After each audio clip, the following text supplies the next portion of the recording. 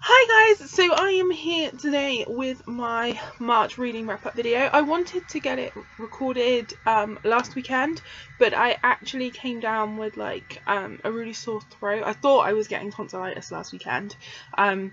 I literally woke up on Saturday morning with, at 4 o'clock in the morning, might I add, with the worst pain in my throat.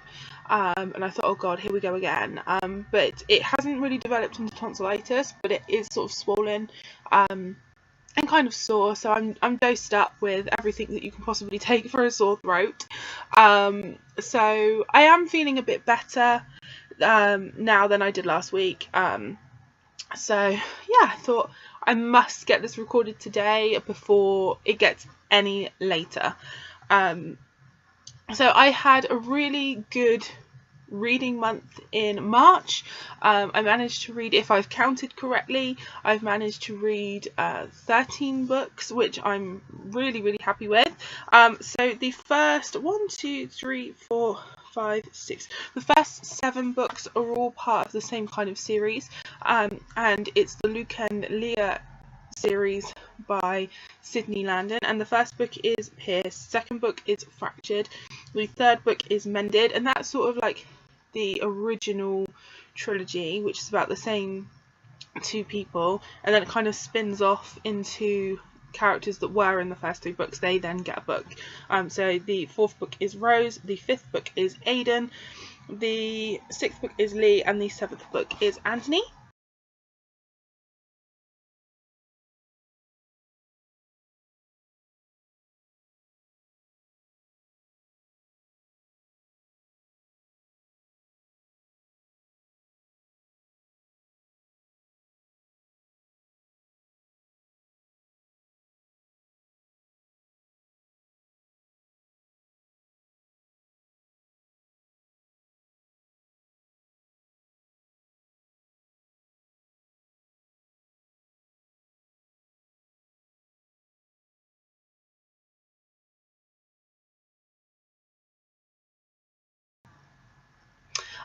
This was a series I kind of stumbled upon by accident. I think it was either on Facebook or on Instagram. Someone that I follow posted that the first book in the series was free for a time.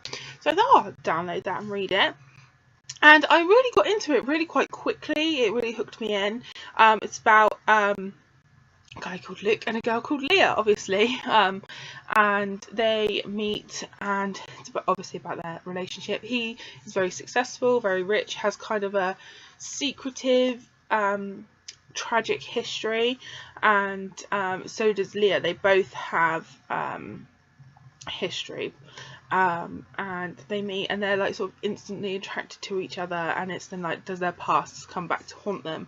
And like their story is based over 3 books, and I have to say, like, the original 3 books are my favourites from the series. I'd probably give them, you know, collectively 4 out of 5, and then the rest of the books in the series, probably around between 3 and 3.5 is what I would rate the other books.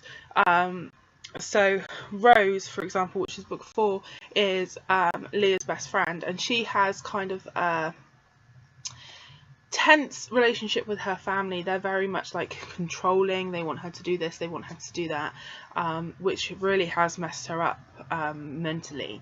And she really likes, I think his name's Max, who's like Luke from the first 3 books, his like lawyer, and she does a lot to sort of provoke him and try and like wind him up but get him into a relationship. I did really enjoy it. It wasn't as good as the first 3 books in the series, purely because a lot was condensed into 1 book, and it felt, you know, very rushed and very hurried. I don't think it had the development that the first 3 books had, and I think that goes really for a lot of these later books, really.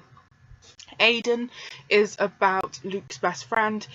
He was very much entwined with Luke's tragic history. They both sort of loved the same woman, and it didn't end well. She was very unstable, and what she ended up doing to Luke was really quite messed up, and he's been affected by it, so he's taken himself away, really, and he meets a woman there. She then has sort of a tragedy going on in her life, which I feel like I didn't get her viewpoint. I feel like it's quite skewed. She had breast cancer, survived it, but it's kind of messed her up basically. And yeah, she was a little bit hard to like at times, I guess.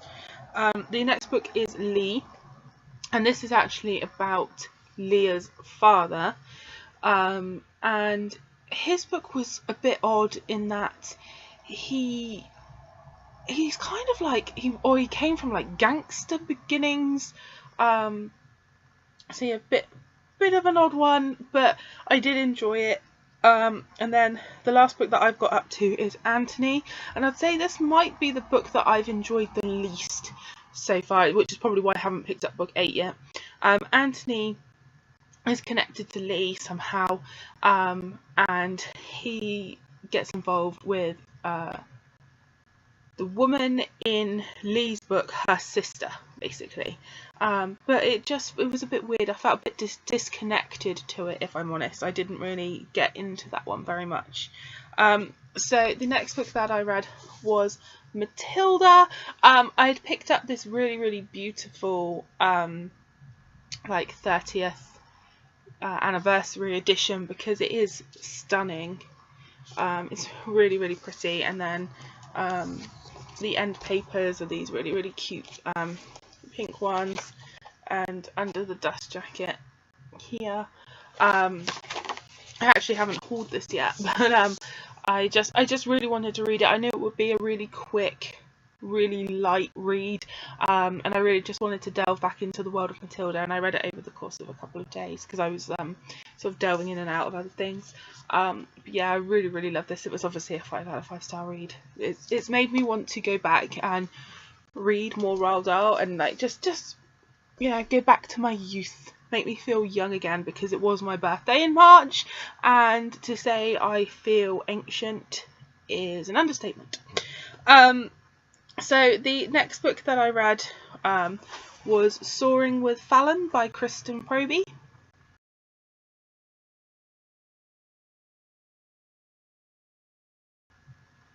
This is one of the books in her Big Sky series, and I love this series. The second book I think didn't come out long ago, which was Waiting for Willa, and so this is the third book in that series, and I really enjoyed it. It's about a woman called Fallon, and I can't remember the guy's name. How terrible is that? But they meet when she rescues an eagle. Basically, it's on her hike, and she sees he's injured, so she calls like the bird sanctuary, and he comes along and basically rescues the bird, and then he asks her out to dinner, and it kind of goes from there. It's really cute. There's not really much drama going on. There's not a lot of angst or anything like that. It's just a really nice, cute romance. And I really enjoyed it, as I do with Kristen Proby's. I feel like things did move a little bit fast. I feel like there could have been a bit more of a build up into a relationship with the two of them, but overall I still really enjoyed it. And then the next book that I read was a novella called Hold On by Samantha